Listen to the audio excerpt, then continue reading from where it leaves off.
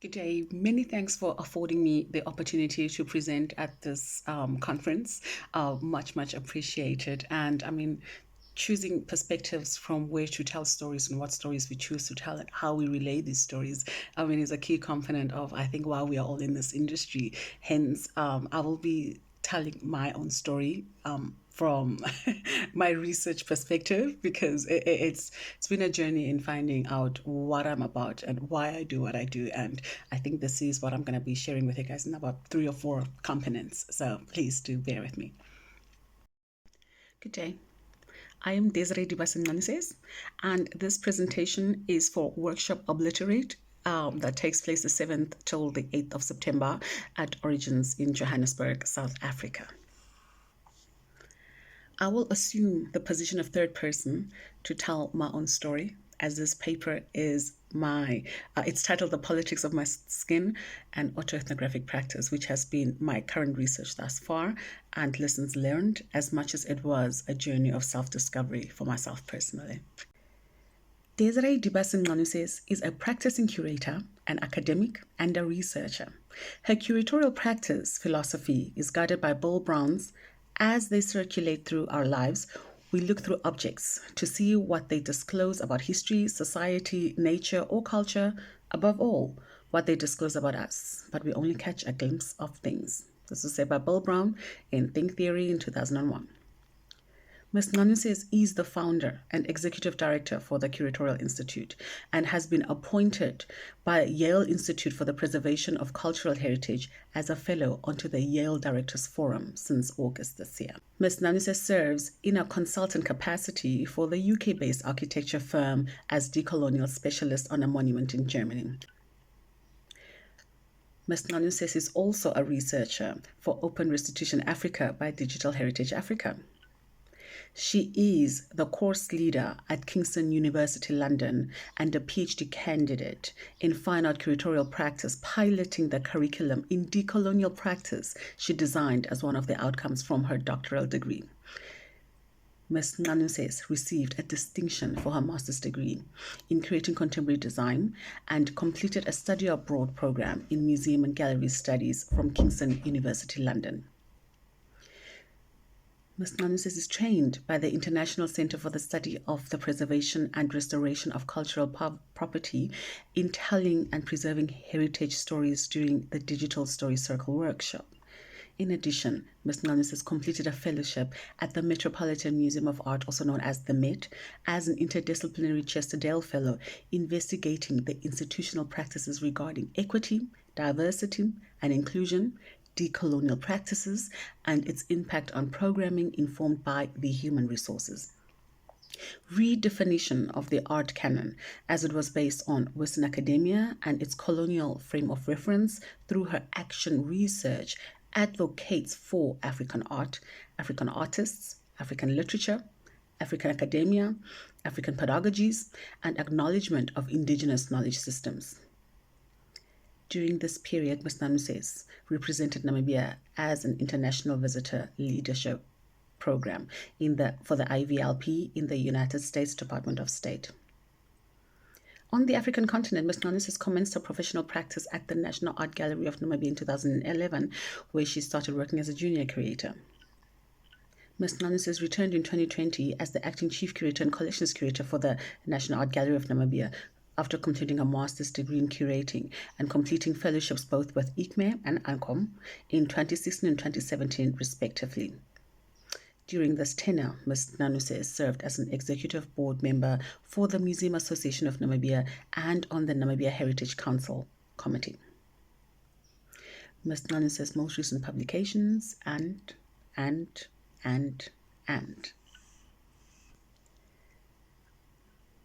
That's what they read on paper.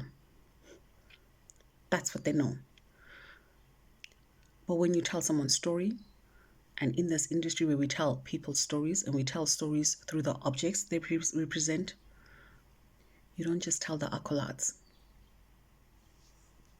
It's time for us to get comfortable telling the whole story. So you may ask me, the politics of my skin, why the politics of my skin? I was born in the 80s, And professions that, our parents could assume at that time was nursing, police officer, pastor. And I was lucky. I got a teacher who's been a principal all his life, and my mom, also a teacher.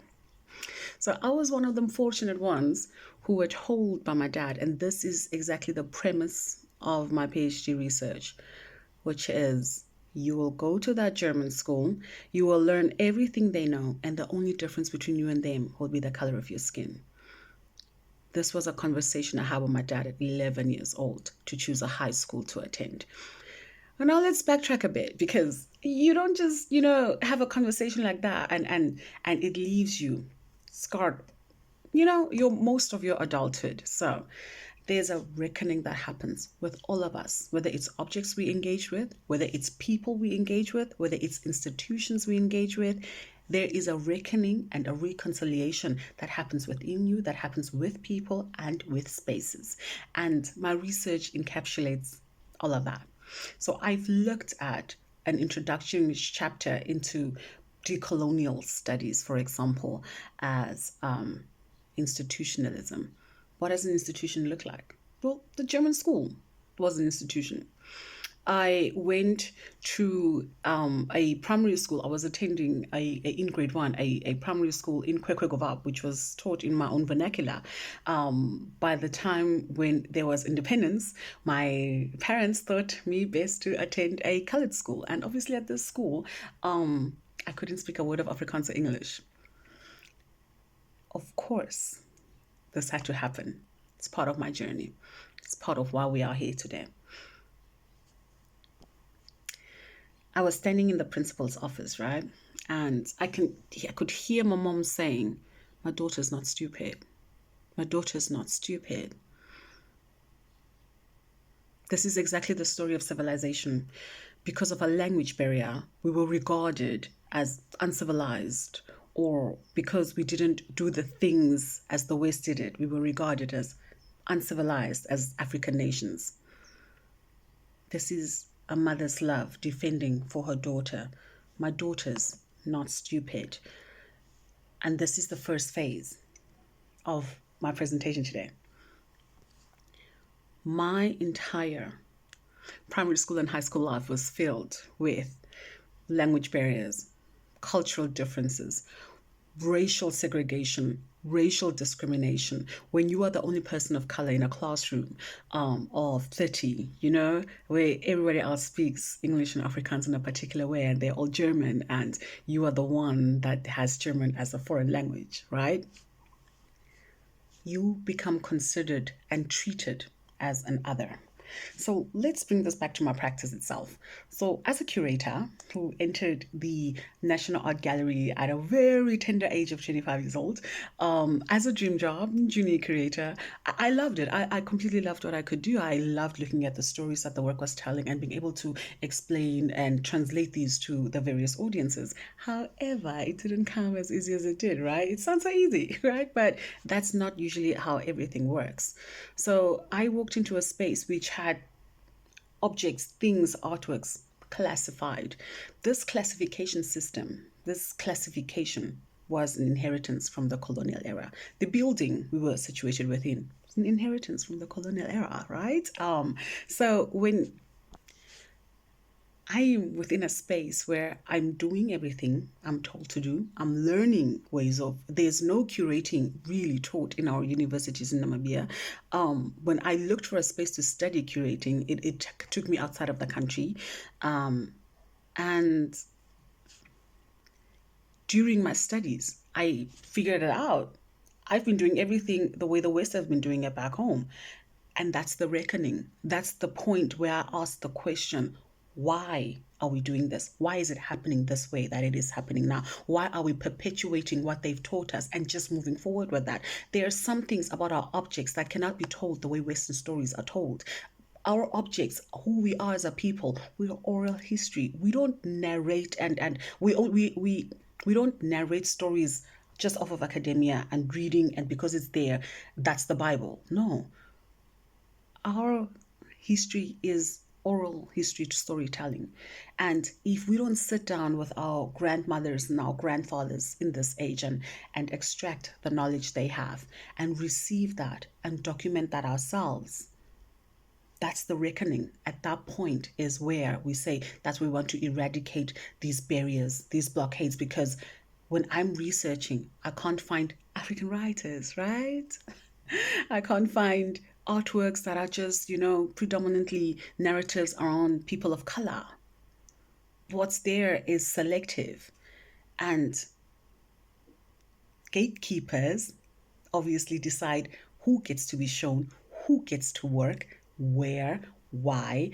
And it's an industry that's supposed to be creative expression. It's a space that's supposed to be for liberation, for self expression, for freedom. It's a space that's supposed to have ritualistic practices that help you escape into something that you can't otherwise achieve. Why are we gatekeeping?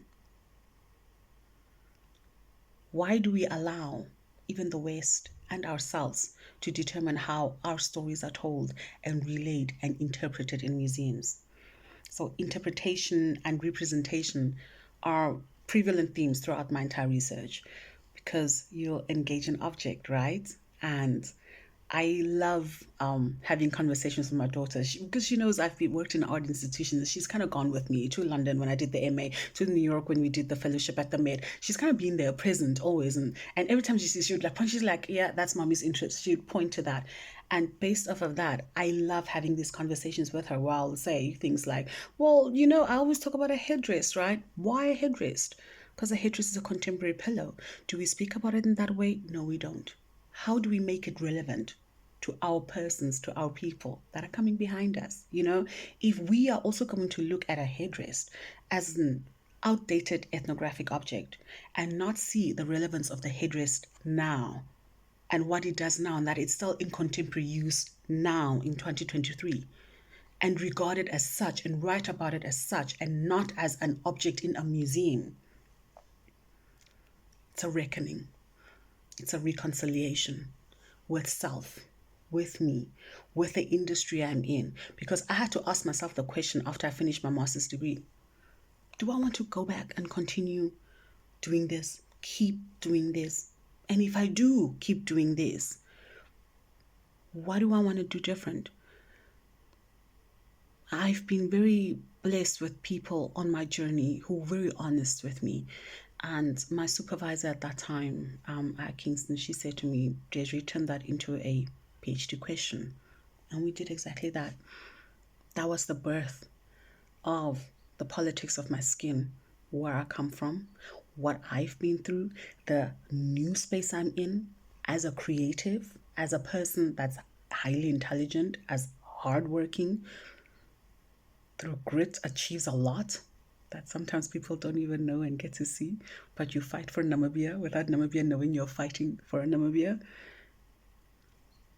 I learned at those particular points that it's not about where you come out of, but you decide how you write your story. I mean, Chinua Achebe said it, if you don't like somebody's story, write your own. And I've decided to craft the narrative around me, who I am as a person, around the stories that are told about Kwekwe people, about who they are, how they are seen, what are the narratives prevailing around them, and to debunk them, to break down the barriers that are put up for us because they see us as a particular people and not as a comprehensive people that we are. We are told, we are told by history books, we are hunter-gatherers, right? And yes, we were hunter-gatherers, but we were not only hunter-gatherers. Chimamanda Adichie, she says it so beautifully. She says, tell a people as one thing and tell that story over and over again. That's what they become. But there's a danger in that, and she calls it the danger of a single story. And we have to take it back and say, what are the stories we are choosing to tell about ourselves? Because we should take ownership. One of my chapters in the thesis about how we tell our stories, and we can choose to be selective with what we choose to tell. It's your story. You have to take ownership of your story. So I've chosen to tell the story of Desiree, her heritage, and the legacy she wants to leave behind, and passing that knowledge down generationally so that my daughter can be proud of who her people were, the caliber of people she come out of. I mean, let me get into my second chapter or second phase of this presentation. So, craftsmanship. Let's talk about that. Genius creations. There's an entire ecology that goes into how you choose the type of wood to create a headrest, because it's something you lay your neck on. You don't want to walk around with splinters in your neck. You'd have to know which type of wood to choose, right? You'd have to know what type. Is it malleable? Is it pliable? Is it a bit bouncy? Can you rest on it comfortably? Those are the questions. So obviously they explored, and the craftsmanship, the genius of the people I come from, were the women, were the architects. They built the huts. They they weaved the mats and built the huts and rolled it down again and walked with it on their backs till they got to a space where the sun is your clock. Where the seasons, you sensed it, you felt it in the wind. Who can do that now? And you want to disregard a people that sits with knowledge, and we are sitting with a crisis of climate change, and you are choosing to not involve them. They knew how to navigate the land. They knew when danger was coming before danger came. So let me tell you a story. My grandmother, she's Effelita Uchams. I write a lot about her because she was a seamstress, but before that, I mean, she worked in the madam's house, right? And she makes this potato salad that's like everybody's favorite. So she's standing with me in the kitchen. She says, peel those potatoes. And you're peeling and you're peeling. Cooking with your mother or your grandmother is not just cooking. There's a life lessons. You're taught values, principles, things what makes a woman a woman. What's femininity? How do you adorn yourself? What are the things to say? What are things to not say?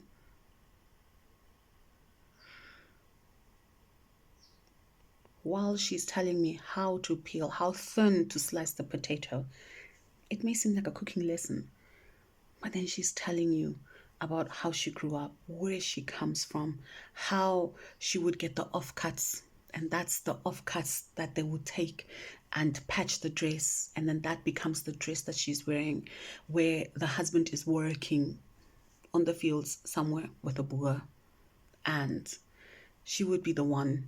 He would come back with something torn, piece come off. They're building, because, there were no structures as they've built them now. And she would have to patch it. Now people wear it. Oh, I'm wearing it to the festival. Oh, I need it for this. But the history of it, the things that give it its value, the things that give it its worth, the stories that we need to be telling, how we interpret these works in museums and galleries. Imperative. These intangible knowledge stories are the things that will make our history be a history where we are choosing to rewrite it. That is a history of a love story. I mean, you cannot say we are only hunter-gatherers when there's a bow and arrow of love, right? The bow and arrow of love, you hit the girl's bow and she picks it up and places it on her heart. She's accepted your proposal. If not, respect that she said no and move on to somebody else. And if men were taught these, would we be sitting with a lot of the social ills that we have right now? Indigenous knowledge has a lot of how people lived. There were courts. If you did something wrong, like you had to face the traditional court. How they functioned and how the Western courts function now, and why people are unhappy with the justice systems. Where did it come from? We inherited it. These are our colonial legacies that we live with, and us within the industries continue doing the same thing over and over again that we have inherited, and we have not decided to decolonize our minds. It's called an emancipation of the mind. It's a daily choice to live in a decolonized mindset. It's a daily choice. If we don't choose to live like that, and if we don't tell the stories of the objects as they were, how?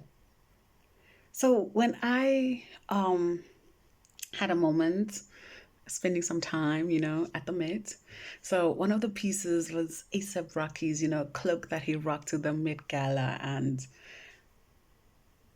I saw it on TV first, and I was like, but that's patchwork. That's patchwork. I love patchwork. I mean, I use patchwork as my conceptual framework tool of weaving the indigenous knowledge to the tangible objects, adding the intangible cultural heritage to it, filling the gaps. It's my practice. It's what I do as an academic. So when I'm in my curating sphere where you are looking at the multiplicity of layers of an object, you don't just tell it as this is what it is, or you don't just say this is the intended message of the artist, but where you as a curator can also bring in your voice and say, and, not saying but, right?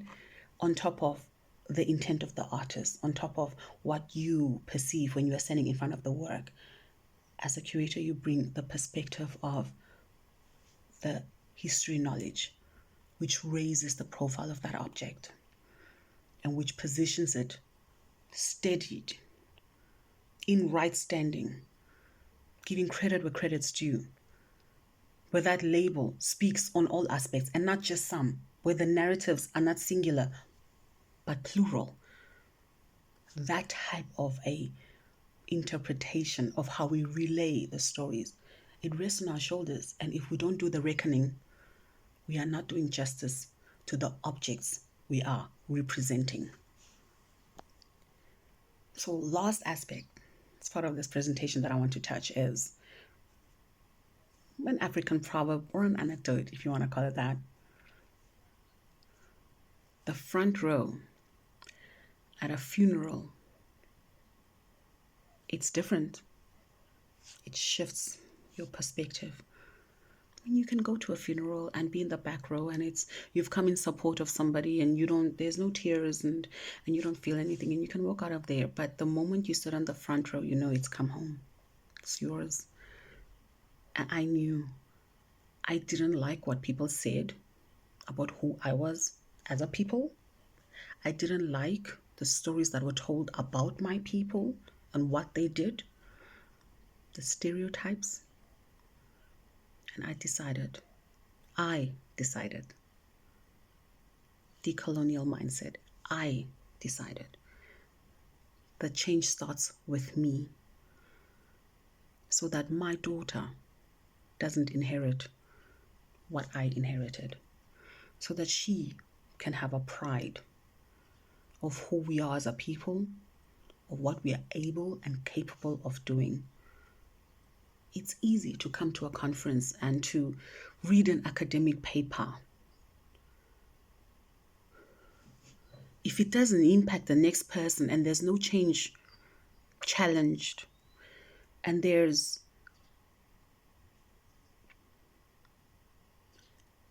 if my father hadn't forced me to go to the German school so that I can have this accent that they ask me, oh, where did you? If he hadn't done that and opened those doors for me to speak and step into rooms that otherwise, because of my accent, or the color of my skin, would have the door closed on me. If he didn't start there, and my mother didn't show me a mother's love in defending me in an institution that was deciding I am stupid because of a language barrier, and if I don't come and tell my story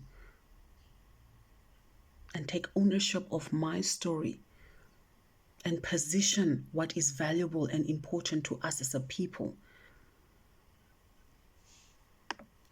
I am doing an injustice to my daughter, not the industry, the country we leave behind for them.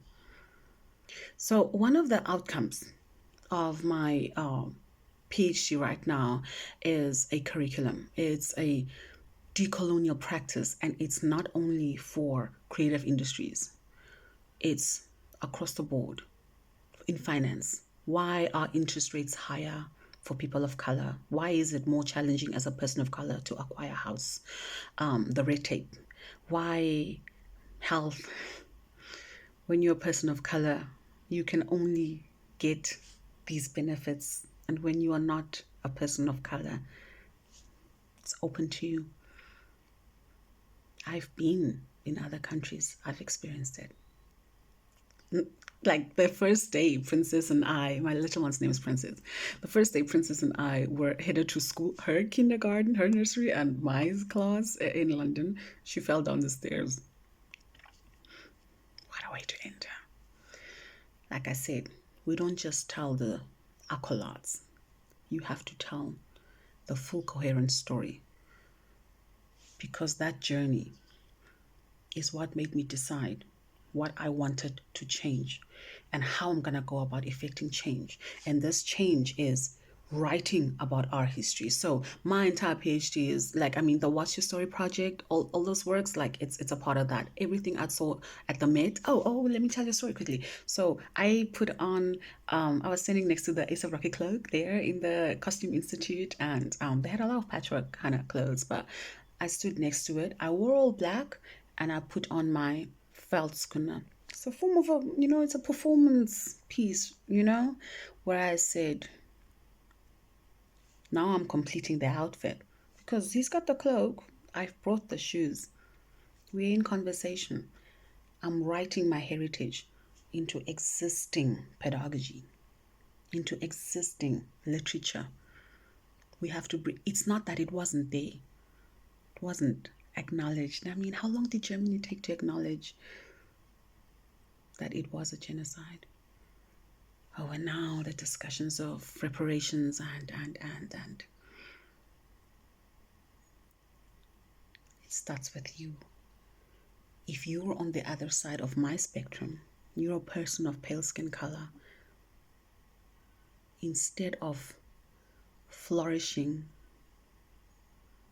in your privilege, you can choose to be the person that opens doors for people of color who want right standing, who want fairness, who don't want to be cunning and only taking for themselves, but who want to do it the right way. Because right now I've kind of found myself in it's hats that I take a hat off for myself, that I can wear the hat, but it's hats where I'm on a director's forum, because I'm an executive director myself, where I have to treat everybody fair. And if I hadn't gone through a healing process as part of this PhD, where I found myself at times just angry, I'd really just been angry at the pale skinned person, and I had to, it's a reckoning, right? So when you think of the reparations, there's a healing that needs to happen with the people, with the land. It is a healing. You have to say sorry. It starts there. And then you have to say, what can I do to make it better? You've got to go through that process. And the autoethnography within it is that I've journeyed that process, been in the spaces. They'd opened the doors. I was invited to very privileged platforms,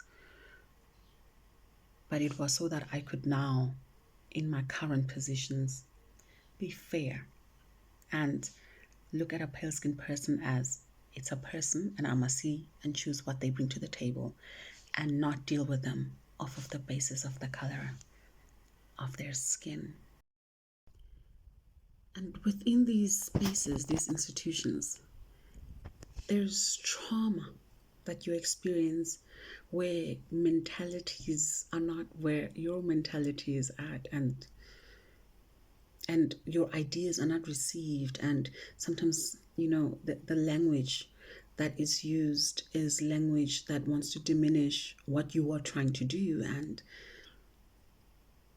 if an curator is positioned within a space with mindsets of similarly what I had towards people with pale skin color, obviously they don't treat me well. There's same trauma, it's reignited. Same fire is reignited. You want to retaliate, you get mad, but you walk the journey. You say sorry where you have to say sorry. You become a person that's accountable because you're expecting the oppressors to also be accountable for what was done. They're not alive anymore. Their kids live in that privilege, so they can express that sorry. James Baldwin, and I conclude with this, he said it so beautifully. History is not in the past. History is the present. We are our history. We carry our history with us wherever we go. So the history I choose, the history I want to share, the history I want my daughter to be taught in school, the type of a country, type of a nation, type of a world I want to leave behind is a world that acknowledges each one humane, respect for persons and their things, their objects, their history, their stories, respect, reciprocated, not only one way. That's the type of space I want to leave as an inheritance for my little one. And that's exactly why I do what I do. Thank you so much for your time.